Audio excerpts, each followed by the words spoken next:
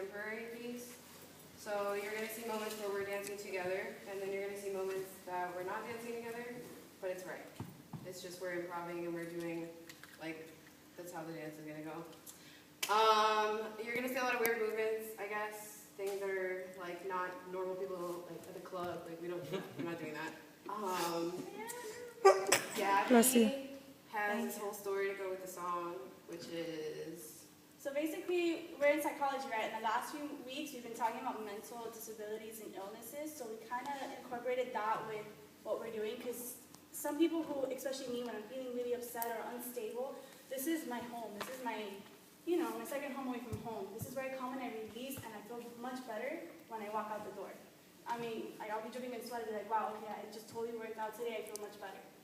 And most people, you know, who are mentally disabled or mentally ill, they don't have basically that place to go to like release that bad negative feeling or thought.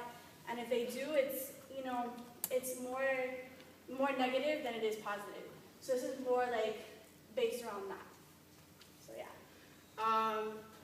That's a story. Also, I wanted to share like a personal, like psychological, I guess, story about the song.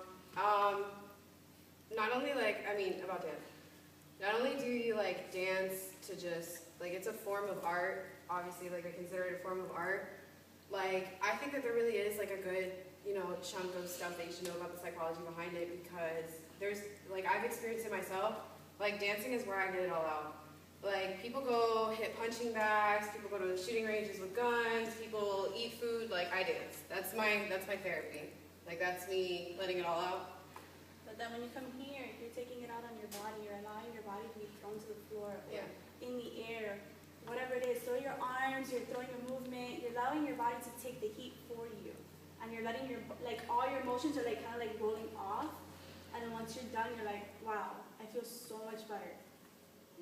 And that's really hard to find nowadays, you know, especially if, let's say you're having a really stressful day. If you're at work, how are you going to relieve that stress? How are you going to, like, you know what I'm saying? You can't dance at work, you can't, but when you do get off work, what do you want to do? What do you, like, you know what I'm saying? For me, I want to dance, that's for sure. But anybody else can want to go hit the gym, maybe want to go talk to their friends, but this is home. And psychologically, the process that we have to go through here is major. You have to sit here and think about, like if the professor says, I want you to reach, what are you reaching for? They're not going to tell you exactly their side of the story, what they're reaching for. You have to come up with your internal process and your own personal thought. So it's very, one of those things where you have to think outside the box, because the professor's not going to be like, oh, you're reaching for the stars, or you're going to reach for this. No, they're not going to do that in this room, ever. You have to be like, oh, I'm reaching for my life, for a goal, whatever it may be. And that's kind of what happens here. You're kind of like trying to find a set goal. And that's what this piece is about. Psychologically, this is where you allow yourself to be free. Whatever, if you're angry, you're angry. Come in angry, watch. I bet you walk out the door feeling much better than you did when you walked in. That's how it is here. And I'm sure that covers everything. Pretty much. It's 20% technicality, 80% expression. You do 80%. Like, you know, your teachers give you a set thing, like here's a technique, but like she said, you do the interpretation and it's all on you.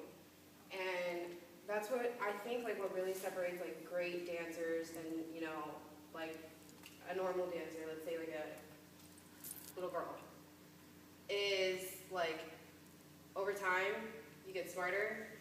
Over time, like you develop a more sense of like perception and like, you know, about the world, like things, like you learn a lot. So that's, I think the one thing that really separates like a really professional dancer and like the people that are really good against, you know, like the younger kids, is just maturity and also passion.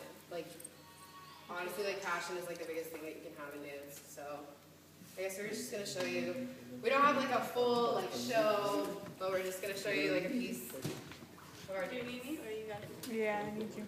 Wait, can you Can I what? make sure that it's loud It for is- me? It is loud. Ready? Whenever you guys are ready, let me know. No. probably know it. So I'm there.